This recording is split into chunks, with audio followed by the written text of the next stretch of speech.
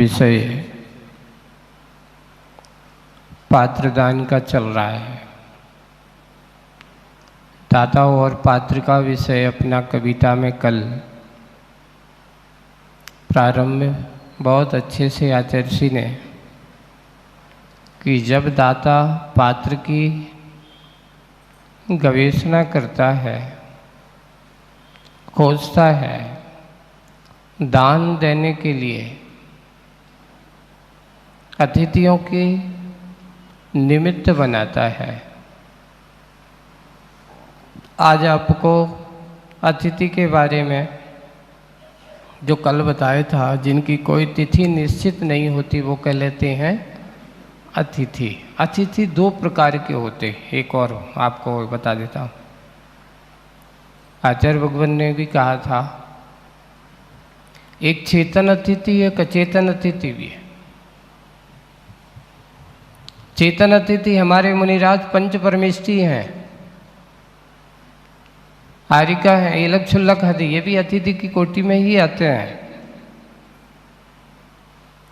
ये अतिथि हमारे हैं, जितने भी ये पात्र हैं, आहार के पात्र हैं, ये अतिथि हमारे चेतन अतिथि हैं, जिनको हम निमित्त बनाकर अपनी कर्म की निर्जरा और भक्ति भाव से उनको आहार दान है, औषध दान है, अभय दान, आवास दान है, चारों प्रकार के दान को देकर के श्रावक अपने अंदर के दातापन को और उज्जवल बनाता है। उसके अंदर की निर्मलता के परिणाम और अच्छे से जागृत होते हैं। जितना जितना श्रावक दान में योगदान देता है, उतना उतना उसके अंदर का सबसे पहले मोह भाव भी कम होता है। दान के देने से उसके अंदर की निर्मलता के परिणाम भी आते हैं। दान देने से उसका पुण्य का विशेष संचय करता है, और दान देने से अपने अंदर के पापों का प्रक्षालन करने का कार्य भी करता है। एक कार्य में अनेक फायदे होते हैं। कार्य एक किया जाता है, उसका लाभ कितना है, अनेक लाभ होते हैं। इसलिए दान को कभी छोटा मत ना, भगवान की पूजन को कभी छोटा मत समझना ना। अरे हम तो रोज करते, इसमें कौन सी बड़ी बात है, ऐसा नहीं। ये सोचना चाहिए कि आज तो मुझे बड़ा सौभाग्य है, और बड़े भक्ति भाव के साथ हम भगवान की पूजन और दान की क्रिया को करना ही चाहिए। तो कल जो बात अतिथि को बुलाया, अतिथि आपके घर पे आए हैं, तो दूसरा एक चेतन अतिथि है। और अचेतन अतिथि कौन है? तो जिनालय है, तीर्थ है हमारे। ये कौन से अतिथि हैं? ये भी हमारे जिनालय हैं, चेतन नहीं है, पर ऐसे उन चेतन स्वरूपी भगवंतों का आलय है, इसलिए चित्यालय कहा जाता है, जिनालय कहा है। ऐसे जिनेन्द्र भगवान का जहाँ पर स्थापना की गई है, उसका नाम जिनालय कहलाता है। चैत्य यानी प्रतिमा, जहाँ पर चैत्य प्रतिमा विराजमान होती है, उसका नाम चैत्यालय होता है। यानी छोटे रूप में उसको एक छोटा भगवान, जैसे घरों में लोग बना देते थे, बाहर रहते थे, तो उसको चित्यालय बना लेते थे। और बड़ा एक समाज के रूप में, बड़े रूप में बनाते थे, बड़े बृहद रूप में बना, उसको जिनालय कह देते थे। तो ये भी हमारे अचेतन अतिथि हैं। इनका रक्षण करना, संरक्षण करना, निर्माण करना, बनाना, क्योंकि जिनके अतिथि वो जिनके माध्यम से अपने पापों का प्रक्षाल हो, जिनको निमित्त बनाकर के श्रावक अपने अंदर के परिणामों को निर्मल करता हो, वो हमारे अतिथि हैं। और मंदिर में आप आते तो आप क्या करते हो? भगवान धन भयोग्य मेरो, उदय आयो, दरस प्रभु जी को लख लयो। ऐसा अपने आप को धन्य समझता है, वो भाग्य सौभाग्य अर्जित होता है। इसलिए ये अचेतन अतिथि है आपका जिनालय। और मुनिराज पंच परमेष्ठी जो साक्षात आपके सामने, उसमें से 3 परमेष्ठी ले लो। अभी अरहंत परमेष्ठी तो अब साक्षात नहीं है, तो आचार्य, उपाध्याय और साधु, ये 3 परमेष्ठी हैं। आरिकाएँ हैं, इलक हैं, छुल्लक हैं, छुल्लिकाएँ हैं। ऐसे व्रती श्रावक आदि भी पात्रों की उत्तम पात्र कहा, सबसे अगर पात्रों की कोटि देखी जाए तो सबसे बड़ा कहा दान देने को उत्तम पात्र तीर्थंकर भगवंत, उसमें सबसे बड़ा केवली ऐसे मुनिराज। तीर्थंकर प्रकृति की सत्ता वाले, तीर्थंकर तो आहार नहीं करते, तीर्थंकर प्रकृति का जिस समय उदय हो जाए अनंत अवस्था में कोई भगवान आहार नहीं करते, लेकिन तीर्थंकर प्रकृति की सत्ता वाले ऐसे मुनिराज हैं, उनको आहार कराते हैं, आहार देते हैं जब तक, तब उनके लिए उत्तम पात्र का। उसके बाद ऐसे सुत केवली भगवंत हैं, आदि आदि हैं, आचार्य परमेष्ठी हैं, आचार्य परमेष्ठी के बाद फिर उपाध्याय परमेष्ठी हैं। ये उत्तम पात्र की कोटि में है ये सारे के सारे। अब उत्तम में भी सर्वोत्तम, मध्यम, उत्तम और जगन उत्तम नहीं होता। उत्तम तो उत्तम की श्रेणी में ही कहा गया है इनको। मुनिराज धीरे धीरे धीरे आचार्य हैं, उपाध्याय हैं, साधु हैं, ये सब उत्तम पात्र हैं, आहार दान के, ज्ञान दान के, आदि आदि। अब आप भी महाराज, भगवान महाराज के द्वारा, भगवान के द्वारा ज्ञान दान तो होता है, हम लोगों के द्वारा ज्ञान दान कैसे होता है? तो जिस समय तुम्हारे हिसाब से तुम अपना ज्ञान दान करते हो, है ना। उनको अगर किसी प्रकार के ग्रंथ आदि की कोई ज़रूरत है, किसी प्रकार के उनके स्वाध्याय आदि की ज़रूरत है, तो आप क्या करते हो? वो ला करके उनको उपस्थित कर देते, ये तुम्हारा ज्ञान दान है। महाराज ने उसको चिंतन मनन किया, उसको अपने आप को, आप लोग आए धर्मोपदेश के रूप में, उनने आपको वह जो बताया, मार्ग दिया, ये उनका ज्ञान दान हो गया। दोनों को एक दूसरे को आदान प्रदान। आप शास्त्र दे सकते हो, लेकिन हमारे भगवंत मुनिराज आपको शास्त्र के साथ साथ आपको जीने का सिद्धांत दे सकते हैं। उस सिद्धांत का मनन, रहस्य, अर्थ निकाल करके आपको अच्छे से समझा सकते हैं। इसलिए उनका स्वाध्याय, उनका ज्ञान दान इस प्रकार का हुआ करता है। अब श्रावक के यहाँ जब साधु जाते तो पात्र की दीनता, निरभिमान दाता में, एक और पात्र की कभी दीनता नहीं। आप लोग कभी भैया क्या करें, कोई नहीं करेगा तो तुम करोगे, नहीं। दाता के ऊपर रहता है, दाता को जब भी देता है निरभिमान होना चाहिए, अभिमान नहीं। मान के साथ दिया हुआ दान कल्याण का कारक नहीं हो सकता। कल्याण कारक का दान वही होता है कि मैं किसी प्रकार की कोई चाह नहीं, मान सम्मान से परे हो करके, वही बात है। निरभिमान दाता में मान का आविर्मान कराती है। ऐसी अगर जो दाता, पात्र की दीनता, पात्र अगर अपने आप को ऐसा महसूस करने लगे भैया कोई नहीं है, महसूस करने आता है, तो अगर ऐसा होता है तो यहाँ पर निरभिमान दाता में मान का आविर्भाव कराती है। पाप की पारली भारी पड़ती है,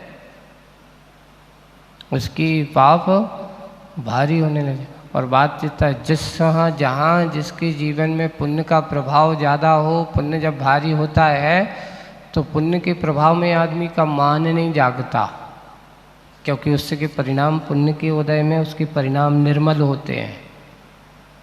पुण्य के उदय में आदमी के विचार अच्छे होते हैं, पुण्य के उदय में आदमी के जीवन में अच्छी सोच होती है, उसकी कहने का तरीका अच्छा होता है, लहजा अच्छा होता है, उस समय मान से नहीं जाए। लेकिन जिस समय पाप कर्म का उदय होता है, कसाय पाप कर्म के कारण हैं, पाप के देने वाले हैं, इसलिए कसायों का अगर उदय आ रहा है, कसाय चाहे मात्र के लिए क्रोध कसाय नहीं, क्रोध, मान, माया और लोभ, चारों कसायों का अगर पुट संबंध होता है तो समझ लेना मेरे पाप कर्म का उदय चल रहा है। और पाप कर्म का उदय जब चलता है तो अच्छे काम में क्या हो जाता है, अंतराय पड़ ही जाता है। इसलिए दाता हमेशा निर्भिमान होकर के और बिल्कुल किसी प्रकार का किसी पाप की पाली भारी पड़ती है, जब वह इसके अंदर मान आदि कसाय से युक्त हो जाता है तो, और पाप जब बढ़ने लगता है तो उसका पुण्य घटने लगता है, और जहाँ पुण्य घटा समझ लेना उसके अंदर के पाप की वृद्धि हो रही है, और स्वतंत्र स्वाभिमान पात्र में परतंत्रता आती चली जाती है। इसलिए कभी पात्र के अंदर दीनता के भाव नहीं हो। ये किसके ऊपर आधारित है बताओ? दाता है तो पात्र है, पात्र है तो दाता है। अगर दाता अच्छा कुशल है तो पात्र के अंदर कभी दीनता के भाव आ ही नहीं सकते, और दाता के पात्र के अंदर दीनता आ रही है, कहीं ना कहीं दाता के अंदर की कोई ना कोई कमी दिखाई दे रही है, और वही कमी दोनों के अंदर वही होती थी। इसलिए जहाँ दीनता होगी वहाँ स्वतंत्र स्वाभिमान पात्रता में आती है, परतंत्रता आती है, कर्तव्य की धरती पर धीमे धीमे नीचे खिसकती जाती है, वह अपने कर्तव्य मार्ग से च्युत हो जाए। परम पूज्य आचार्य भगवान हम लोगों से, और जब भी होते थे, एक ही बात कहते थे, मुनियों को कभी भी 3 जगह परतंत्र नहीं होना। 3 क्षेत्रों में। सबसे पहला, बिहार में परतंत्रता नहीं रखना, कि किसी की प्रतीक्षा मत करना कि वो आ जाती तो मैं बिहार करूं, वो नहीं आ रहे तो बिहार कैसे करूं। एक बिहार में कभी परतंत्रता नहीं रखना, एक आहार में कभी परतंत्रता नहीं रखना। आहार विहार इसमें कभी परतंत्रता नहीं रखना। क्यों? हम बैठ रहे, हम आहार को जाने, अब कैसे जाएं, वो तो है नहीं है, वो कौन कराएगा, हमें तो उसको बता। अगर ऐसा भाव होने लगा है तो तुम्हारे लिए पराधीन श्रावकों के लिए, श्रावक अपना काम करता है, कभी भी जो होगा देखा जाएगा। पहले से सोच कर के अपन करें तो इसमें परतंत्रता बनती चली जाती। किसी वेग के भरोसे, एक श्रावक के भरोसे नहीं, पाठदाता के भरोसे नहीं। इसलिए हमेशा एक काम करो, तुम अपना काम करो, वो अपना काम करेंगे, उनका अपना काम करने का तरीका है, तुम अपना काम करने का तरीका। निर्णय आपको करना है, कैसे चलना है, किस तरह चलना है, किस प्रकार चलना है। अगर हम, एक और आचार्य श्री कहते, देखियो तुम्हें कोई काम नहीं है, तुम निर्विकल्प हो, आपका कोई घर बार नहीं है, इनके भरोसे बैठोगे तो इनके बहुत सारे काम हैं, बहुत सारे विकल्प हैं। अब आप सोचोगे कि भी आपके विकल्प की पूरी करें। गृहस्थों को स्पष्ट कहते हैं, इसलिए कभी भी उनको दबाव भी मत देना। अगर वो आते हैं तो उनको प्रोत्साहन जरूर करना, लेकिन नहीं आते हैं तो उनको जाकर के टॉर्चर भी नहीं करना। आओ तो ठीक है, नहीं आओ तो भी ठीक है। प्रेरणा देना चाहिए, यार तुम लोगों को ऐसा करना चाहिए, तुम लोगों को इस प्रकार का कार्य होना चाहिए, ये तो होना चाहिए। अब नहीं करना हो, तुम जबरदस्ती करवा रहे हो, जबरदस्ती करवा रहे हो तो उसमें जबरदस्ती का कोई काम शिक्षा के ऊपर। इसलिए कभी किसी को बाध्य नहीं करना। तो पहला, आहार में पराधीन नहीं होना। दूसरा, विहार में पराधीन नहीं होना। तीसरा बिंदु कहा, जो कभी केशलोंच पराधीन नहीं होना। हम लोगों को स्पष्ट है, अगर शुरुआत में नहीं है तो संयम, ये स्वाश्रित क्रियाएं हमारा मूल गुण है। केशलोंच कभी भी आवश्यक रूपी क्रियाओं में, आवश्यक में कभी पराधीन नहीं होना, केशलोंच आदि में पराधीन नहीं होना। इनमें हमें स्वाधीनता रखना ही चाहिए, पराधीन नहीं होना चाहिए। अगर आप पराधीन होते हैं तो उसके अंदर दीनता के भाव उत्पन्न हो जाते हैं। क्या करें, जाना तो था लेकिन कोई नहीं आया सो हम नहीं गए, ऐसा नहीं हुआ तो नहीं जा पाए। नहीं, जाने का निश्चय करो, अपने आप का सोचो, किसी से दूसरों से नहीं है। तो इस प्रकार की पराधीनता कभी नहीं होना चाहिए।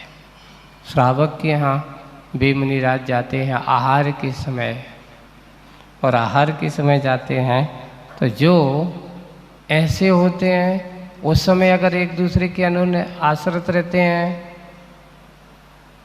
तो उसका क्या होता है, ना दाता अच्छा काम कर पाता है, ना पात्र भी अपना काम कर पाता। वही बात है कि स्वाधीनता के स्वतंत्रता स्वाभिमान पात्र में परतंत्रता लाती है, और कर्तव्य की धरातल धीमे धीमे खिसकती चली जाती है। तब वह लटकते दोनों अधर में। कौन लटकते, इधर पात्र भी और उधर भी, वो भी असमंजस में, तुम भी असमंजस में। दोनों को सामंजस्य होना चाहिए, असमंजस नहीं होना चाहिए। सामंजस्य है तो समझ लेना समता हो सकती है, जहाँ समझ नहीं हो असमंजसता, इसलिए अधर में लटके हुए उदाहरण दिया जा रहा है। जैसे काले काले मेघ सघन ये अर्जित पाप को पुण्य में ढालने। जब बादल अच्छे काले काले गहराते हैं आकाश में तो कैसे होते हैं, काले काले। अब भी काले काले बादल किस में ढालना चाह रहे हैं, जहाँ आवश्यकता है, जहाँ ज़रूरत है, लोग तरस रहे हैं, पानी की ज़रूरत है, बरसाते हैं, तो वे काले काले बादल जहाँ आवश्यकता वहाँ गिरते हैं, तो पुण्य में ढलने का क्या कर रहे हैं, प्रयास कर रहे हैं। और एक और दूसरी बात आचार्य कहते हैं, पैसा परिग्रह जब भी आता है व्यक्ति के पाप कर्म में, पाप से ही आता है। ये विधान है, आरंभ और परिग्रह जितने भी हैं कहीं ना कहीं आप काम करोगे वो आरंभ से ही आया, पाप से ही आता है। पैसा और परिग्रह जब भी आप जोड़ोगे, इकट्ठा करोगे, उस समय नियम से पापाश्रव ही होगा। अब आप कहोगे महाराज हम तो सर्विस करते हैं, हम तो कुछ करते नहीं हैं, हम तो साइन करते हैं, दुकानदारी करते हैं। नहीं, आपको सर्विस में कहीं ना कहीं पापाश्रव का कुछ ना कुछ सूत्र तो होगा ही, आरंभ का कार्य होगा ही। तुमने ये कहो कि मैंने जीवन काल में कुछ नहीं किया, मैंने तो सर्विस की, हमने तो कुछ पाप नहीं किया। अरे भाई, उस पाप में कलम चलाने में भी बहुत सारे क्या होते हैं, हम तो आरंभ कर्म शर्म करते ही नहीं, लेकिन नहीं,